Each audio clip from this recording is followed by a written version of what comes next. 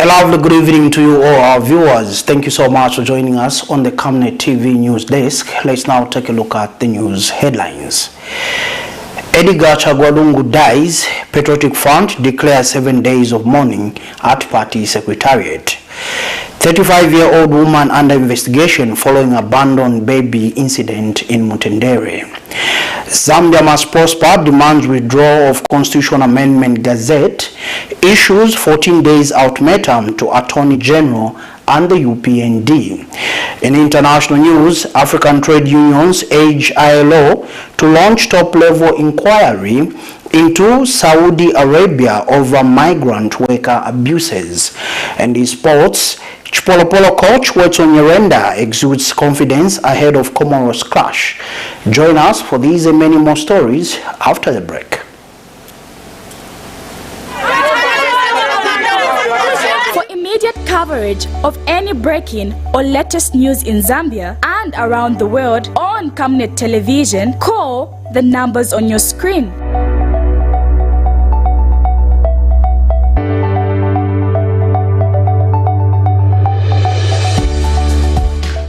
Television, bringing to your screens fair news, impartial news, credible and reliable news all the time. Get the whole truth on Camnet World News.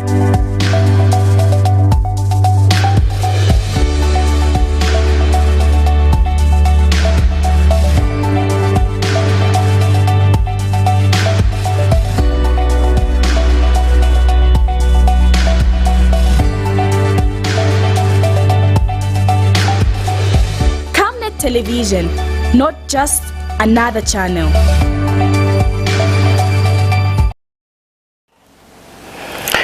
Thank you so much for joining us on the Camnet TV news desk with the main news details. I'm Tapelo Joe Smarter.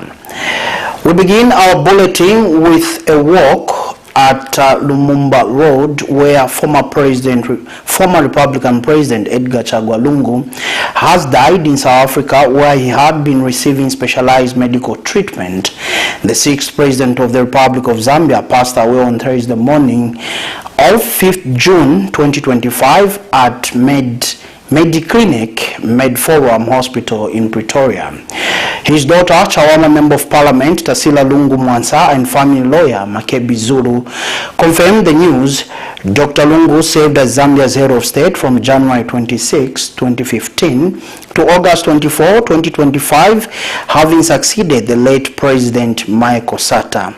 His presidency was marked by major infrastructure projects, economic challenges, and intense political rivalries, particularly with his successor, President Hakainde Hichilema.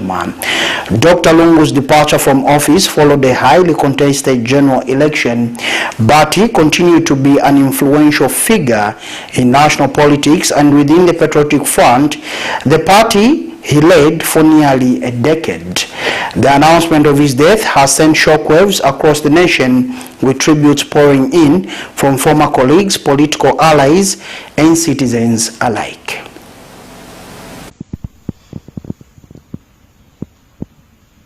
Fellow Zambians, it is with profound sorrow that we announce the passing of His Excellency Dr. Edgar Chagwalungu, 6th President of the Republic of Zambia, who departed this morning at 06 hours at Medforum Clinic, a center in South Africa. My father, President Lungu, had been under medical supervision in recent weeks. His condition was managed with dignity and privacy, with support from all well-wishers. In this moment of grief, we invoke the spirit of one Zambia, one nation. The timeless creed that guided President Lungu's service to our country. In time, the nation will be involved to be informed of other arrangements. Thank you. God bless you. We now go to Lumumba Road at the Patriotic Front Secretariat, where Patriotic Front PF Acting President Given Lubinda has declared a 7-day mourning period following the passing of Zambia's former President Edgar Chagwalungu. The late president died in South Africa where he was receiving specialized medical treatment. Speaking at a media briefing this evening, Mr. Lungu called on all PF members and Zambians at large to honor President Lungu with the utmost dignity and respect, reflecting the humility and service he exemplified during his tenure. He further urged the nation to keep the Lungu family in their thoughts and prayers during this difficult time. Mr. Luwinda also announced that the PF Secretariat will serve as the official funeral home for the duration of the mourning period. Today, we in the Patriotic Front declare a week of mourning. And that mourning will take place here at the Secretariat, and it will take place in all our provincial headquarters, all our district offices, and all our constituency offices. Light fires, congregate, and mourn your beloved leader. Mourn Edgar Chagwa Lungu as a man who saved us, as a man who sacrificed everything and all for the sake of the Patriotic Front and the sake of Zambia. Less men would have done otherwise. All of us remember that in 2021, our beloved president, our beloved friend, our beloved brother decided to retire from active politics. But when he realized that things were not going right for his party, things were not going right for his country, he decided, who am I to continue to wallow in state trappings when the rest of my brothers and sisters are wallowing in. In political news, Zambia Must Prosper ZMP President Kelvin Fobebwadia has given an ultimatum to the ruling United Party for National Development UPND, demanding that the recent constitutional amendment Gazette be withdrawn within 14 days. Speaking at a media briefing earlier today, Mr. Fube accused the executive of bypassing the Zambian people in attempting to alter the nation's supreme law, warning that failure to retract the proposed amendments would trigger legal action by the Tonse Alliance and potentially peaceful public demonstrations. Mr. Fube emphasized that the Constitution is a people's document, and as such, no changes can be made without broad-based consultation and consent from the Zambians. He argued that the executive has no authority to unilaterally propose or select articles for amendment, describing the current move as a clear violation of Article 7D of the Constitution. Mr. Fube, leader, also questioned the legitimacy of the amendment process, citing a lack of procedural transparency and established precedent. He warned that pushing the Gazette forward without public participation undermines democracy and could open the door to electoral multiplication. We, as I've told the Attorney General here, have given him 14 days to remove this from the public domain and ensure that it doesn't visit Parliament. We have issued this warning and we have issued this timer. After 14 days, if the Attorney General does not respond favorably, we are going to take up legal action. Phase 1. We shall go to court. We shall put the Zambian courts on trial.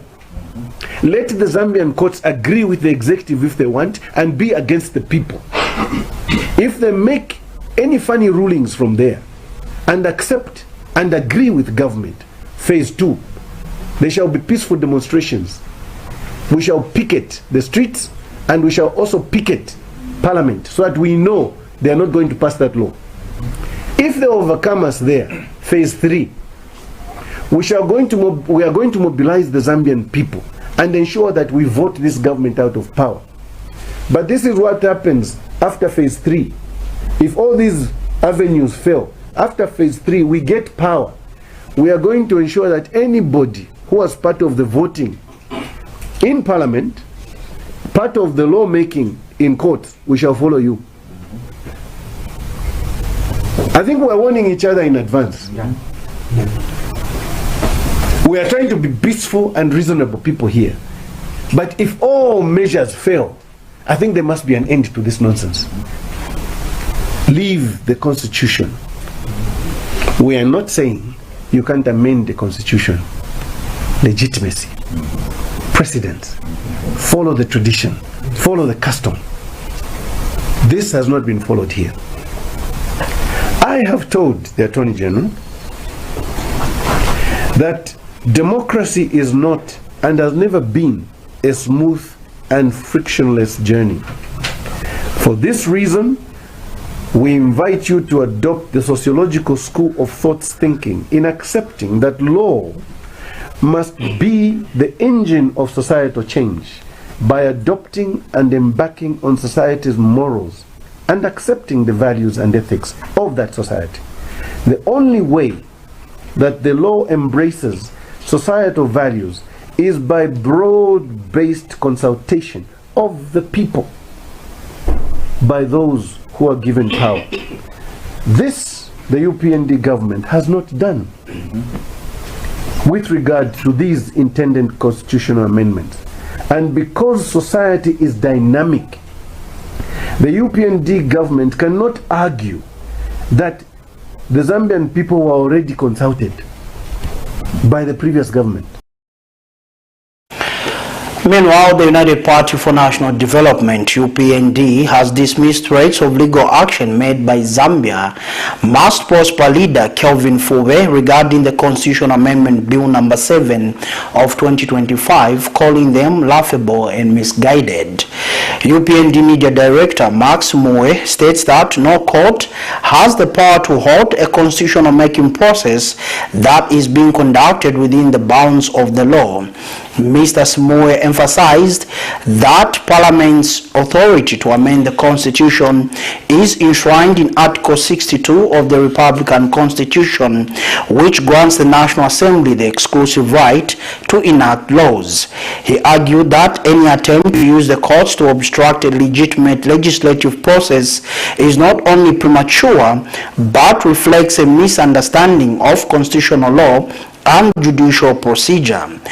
While acknowledging that Mr. Fube has the right to seek legal redress, the UPND challenged him to cite specific constitutional provisions that have been violated in the process.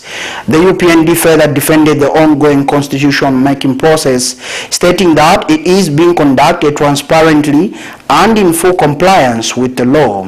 Mr. Smoe said the process represents the will of the Zambian people and is rooted in established legal procedure, adding that the misguided legal threats will not derail national progress.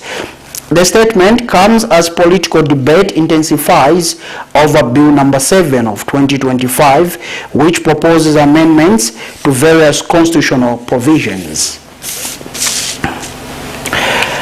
A 35-year woman is under investigation following the discovery of an abandoned newborn baby in MTENDERE, Lusaka. The woman, identified as Claire Mwanga, is suspected to have given birth at home on Wednesday, June 4th, 2025, before the baby was later found dumped the following day. The case was brought to the attention of the police by her sister, Sharon Mwanga, who raised the alarm after noticing the infant was no longer in her sister's possession. Police Public Relations Officer Ray Hamonga says Sharon, 37, told officers at Mtendere Police Station that she was informed of the birth by her neighbor, Anna Chila, age 33, who had assisted Claire during the delivery. He says she became suspicious when she realized Claire did not have the baby the next morning, and as such, her suspicions were heightened when she identified the blanket used to wrap the abandoned infant as one belonging to her household. Police have since opened an inquiry into the matter and launched a full investigation to determine the circumstances under which the baby was abandoned. The Ministry of Information and Media is strengthening its internal fight against corruption through the development of a conflict of interest policy aimed at promoting transparency, integrity, and ethical conduct across the institution. Speaking during the ministry's conflict of interest workshop held in Chilanga district today, Information and Media Permanent Secretary Tawo Kawana emphasized the importance of building systems that encourage accountability even when no one is watching. Mr. Kawana said the workshop was focused on equipping the ministry's Integrity Committee with tools and knowledge to effectively identify, manage, and prevent potential conflicts of interest. He added that once finalized, the conflict of interest policy will be instrumental in institutionalizing the ministry's anti-corruption agenda. He further commended the Integrity Committee for its consistent efforts in developing annual corruption prevention action plans. Mr. Kawana urged the committee to live by the true meaning of integrity, which he defined as doing the right thing even when no one is watching. It is a great honor important workshop aimed at developing tools meant to equip the Integrity Committee in our ministry to effectively fight and prevent corruption within the ministry. Ladies and gentlemen, let me state from the onset that the fight against corruption requires the participation of all stakeholders. The crusade against corruption is not the responsibility of the Anti-Corruption Commission alone, but every citizen in Zambia. It is in this vein that the government has continued to mainstream corruption prevention programs in public institutions through establishment of integrity committees. The Integrity Committee program for Zambia is one of the strategies the government is implementing under the National Anti-Corruption Policy to prevent corruption and maladministration in public and private institutions. Ladies and gentlemen, the Integrity Committee for the corruption prevention interventions put in place so far. The committee has been consistent in developing annual corruption prevention action plans, which have been guiding the committee and its work. And the committee has also scored the following successes since the year 2022. A, developed and launched ministry's gift and benefit policy. B, drafted the whistleblower policy, which will be finalized at this very workshop. C, developed a code of ethics. And D, developed the Integrity Committee brochure. Ladies and gentlemen, today therefore marks another major milestone with regard to cementing our strategy. Minister of Local Government and Rural Development, Gift Sialubalo, has clarified that the government does not support street vending and has not authorized marketeers to abandon designated trading spaces. Speaking at a press briefing held today, the minister dismissed circulating claims suggesting that vendors have been allowed to flood the streets following his recent remarks at Kulimatawa. Mr. Sialubalo emphasized that his earlier comments were misinterpreted and were intended to discourage the harassment and illegal collection of money from street vendors, not to legitimate trading in unauthorized areas. The minister further expressed concern over the growing number of traders returning to the streets, stressing that such actions undermine government efforts to restore sanity in public spaces. He noted that marketeers should remain in their designated markets, which were established to ensure safe and organized trading environments for both vendors and the public. At no single time did I say vendors, marketeers started leaving the market, coming to the streets. No. It was basically because of the complaint that a genuine people brought to me surrounding the street vending. A lot have attested to say that is very true, to some extent where our people, Zambians, sometimes their goods are grabbed.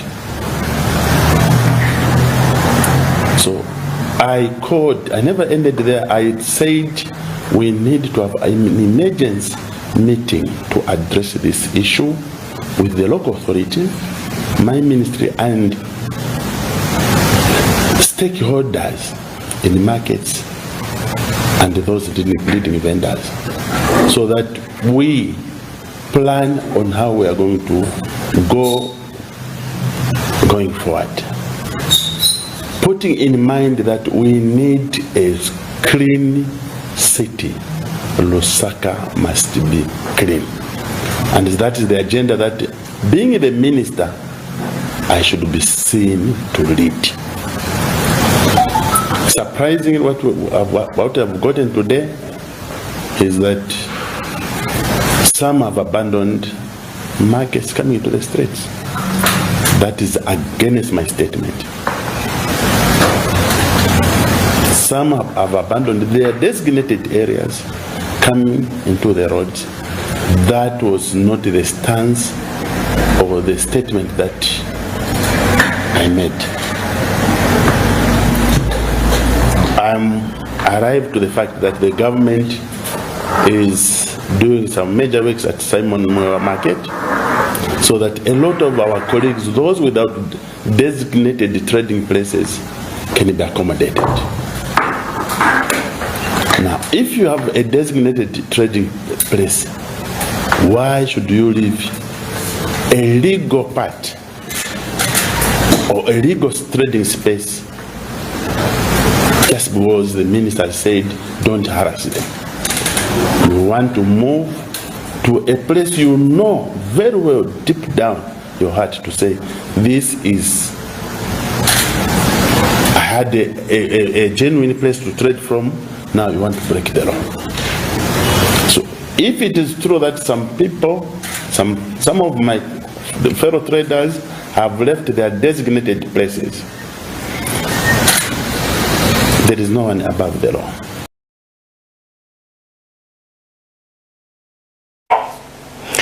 Acting Auditor General Dr. Ronnie Mwambwa has called on the local authority to speed up Constituency Development Fund (CDF) projects across the country. Dr. Mwambwa says the aim of his tour is to identify both the achievements and challenges facing CDF-funded initiatives. Dr. Mwambwa further said government is committed to ensuring that CDF projects translates into tangible development for the community. Western Province Permanent Secretary Simomo Akapelwa says ensuring accountability and transparency in public resources is essential. Mr. Akapelwa says the objective of the government is to see that public resources are being utilized well in supporting government structures to enhance effectiveness and impact. Our reporter, Musiewo Kabila, now reports. The Acting Auditor General, Dr. Ron Mwambwa, is in the province to assess the implementation and impact of Constituency Development Fund projects in the province.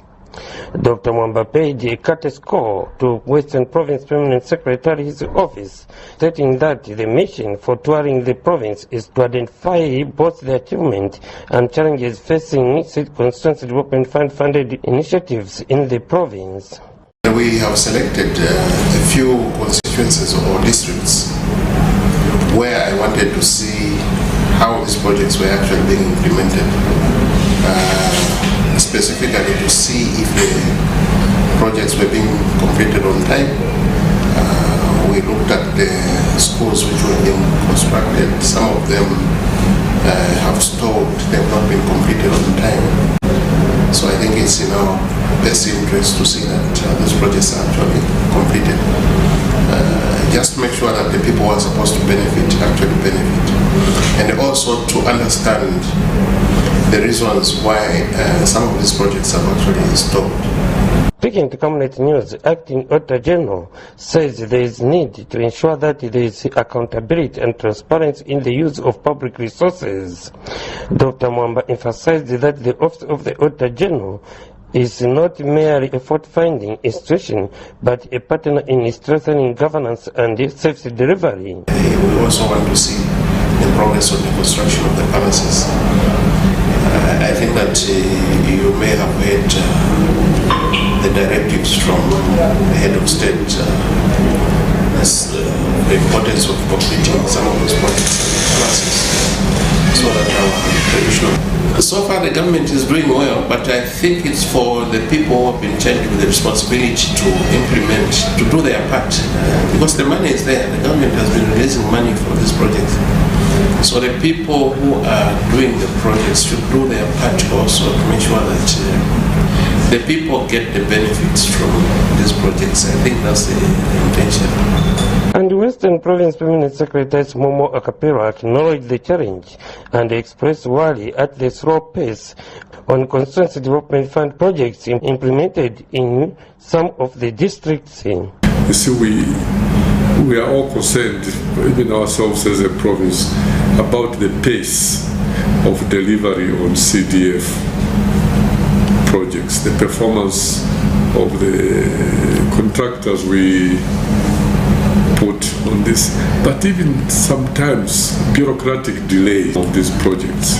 You know, it's public money meant for public delivery for the good of our citizens. So it must be used accordingly. Musibo Kabira, Camnet News in Mungu District, Western Province. The Small Scale Farmers Development Agency, SAFADA, has urged the government to urgently revise the maize floor price announced by the Food Reserve Agency, FRA, saying it does not reflect the high cost of production incurred by farmers. SAFADA Chief Executive Officer Boyd Mowe said the current price is inviable and risks plunging thousands of small-scale farmers into losses. Mr. Mowe noted that farmers across the country invested heavily in this year's farming season, with inputs such as fertilizer costing between 900 kwacha and 1,200 kwacha per 50 kg bag. He warned that failure to revise the price will discourage maize production in the next farming season, as many farmers will not be able to recover their investment.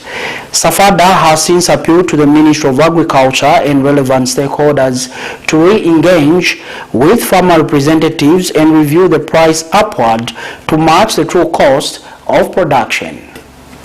We want to appreciate the government price which is given by FRA. Yeah, we are offered 340 per 50 kg. Yeah, based on the analysis, it's okay, but we are kindly asking the government to reconsider adjusting the price if possible, because the cost of inputs, the cost of production in Zambia is quite high. We are talking about expenditure to grow this maize between 10,000 and 18,000 kwacha per hectare. So if a farmer is just able to produce below 2 tons per hectare, it's a big loss, unless otherwise probably is able to produce 5 tons per hectare. But even though the key issue is about the inputs, the fertilizer is quite high, because last year farmers bought fertilizer between 900 and 1,200. So we are appealing to government to work on around those figures on the inputs. If you remember very well, previously the government was actually saying that we should have a lot of industry producing fertilizer so that the fertilizer can come down. But it's not the case. So I think it's better government works on this price policy and also regulate the fertilizer so that we don't have exorbitant pricing which farmers cannot afford. Of course, farmers can buy, but when it comes to pricing, if they're giving out the price, it's quite low. So that's our strongest appeal, and probably we can just advise farmers to find plan B. They have to go organic farming. We now go to Lusaka's Charleston area, where government has reaffirmed its commitment to tackling plastic pollution, aligning itself with global efforts to adopt a treaty aimed at ending plastic waste. Speaking during the 2025 World Environment Day commemoration held at Nkoloma Stadium in Lusaka's Charleston area, Minister of Green Economy and Environment Mike Mposha said this year's theme, Ending Plastic Pollution, a call to action, highlights the urgent need for sustainable alternatives to single-use plastics. Mr. Mposha revealed that plastic waste accounts for 14% of Zambia's solid waste, with only 18% being recycled. He said the remainder contributes significantly to environmental degradation and infrastructure damage, including clogged drainage systems that lead to flooding and waterborne diseases. Meanwhile, WWF Zambia has called for increased collaboration between the public, private sector and citizens in tackling plastic pollution, emphasizing that collective action is key to creating a cleaner and more sustainable environment. We drink into the food we eat and our bodies, further exacerbating environmental and health impacts. Here in Zambia, plastic is among the major common sources of waste, accounting for 14% of the solid waste generated in the country. Out of the total plastic waste generated, only 18% finds itself at the dump sites and recycling plants. This means that 82% of the plastic waste generated ends up in the environment, further contributing to environmental degradation. Your Excellencies, distinguished guests, indiscriminate disposal of plastics has serious implications on the physical infrastructure. For instance, plastics have blocked our drainage systems, leading to serious flooding in some parts of providing science-based evidence on the need to reduce plastic pollution, a process that now has advanced into the fifth negotiation phase. Ladies and gentlemen, if we are to win the fight against plastic pollution, I must stress that our collective action in terms of changing our mindset, as it starts at an individual level, and with this said, I challenge each and every one of us present here to be aware of the critical role we play in ending plastic pollution. It is the simple everyday habits and actions we take, such as reducing plastic consumptions to disposing of it properly, that make a difference. The guest of honor, each one of us here has a role to play by making a conscious choice in our daily lives and opting for reusable items, supporting businesses that prioritize sustainability. You are still watching main news on Camnet TV. We take our first set of commercials, but do join us for international and sports news. When we come back, do stay tuned. Get all the latest updates in court news only on Camnet TV. We take you and make you feel part of the court sessions through our in-depth coverage of the adjudication process. Get informed on those who have been arrested, delayed and denied the police bond or bail victims, persons taking plea, court adjournments, verdicts, and those administration issues in the judiciary. You can also follow and give us a like on our social media platforms. Camnet TV, not just another channel.